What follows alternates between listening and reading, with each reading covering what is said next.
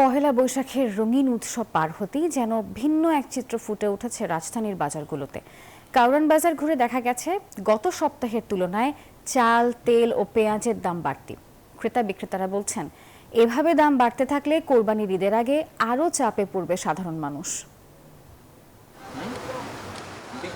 পহেলা বৈশাখের রং আলো থেমে যেতেই বদলে গেছে রাজধানীর বাজারের চিত্র। গত সপ্তাহের তুলনায় অনেক পণ্যের দাম বেড়েছে হঠাৎ করেই, বিশেষ করে পেঁয়াজ, সয়াবিন তেল আর মিনিকেট চাল। এই তিনটি পণ্যে বেশ বড়সড় দামের তারতম্য দেখা যাচ্ছে। বাজার ঘুরে দেখা যায় এখানে পেঁয়াজ বিক্রি হচ্ছে প্রতি কেজি 60 টাকায়, অথচ গত এক সপ্তাহ আগেও এটি ছিল 40 টাকা। বান্ডেল থাকলে প্রতি সেনমানিতে টাকা বাঁচবে। বিকাশ সেনমানি বান্ডিল কিনে জিতুন প্রতি লেনদেনে। সয়াবিন তেল প্রতি লিটার 190 টাকা, যেখানে মাত্র কিছুদিন আগেও ছিল 175 টাকা। মিনিকেট চালের দামও বেড়েছে 15 টাকা, এখন বিক্রি হচ্ছে 90 টাকা প্রতি কেজি। কেজিতে 14 টাকা, লিটারে 14 টাকা বেশি গত সপ্তাহ থেকে সপ্তাহ। এখন সরকার বাড়াইছে, কোম্পানিরা বাড়াইছে, এই জন্য তেলের দামটা বেশি।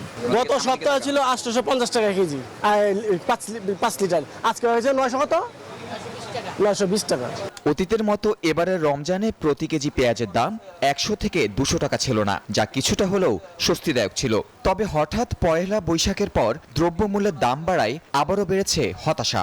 সরকারের কাছে দাবি যে আমরা জিনিসের দামটা একটু কমাই দেয়, আমরা চলতে হয় না, চলা খুব কষ্ট হয়। তেল এতদিন বাজারে ছিল না, গত সপ্তাহ বা এক মাস ধরে বাজারে তেল নাই, তেল শর্ট সব, কিন্তু তেল দাম বাড়ার সাথে সাথে এখন বাজারে অ্যাভেলেবেল তেল হয়ে গেছে। ক্রেতারা বলছেন, দাম বৃদ্ধির পেছনে কারণ অনুসন্ধান করতে কার্যকর সরকারি উদ্যোগ দরকার, না হলে সামনে কোরবানির ঈদের বাজারে আরও বিপাকে পড়তে পারে সাধারণ মানুষ। তাহমিদ আমিন, নিউজ 24, ঢাকা।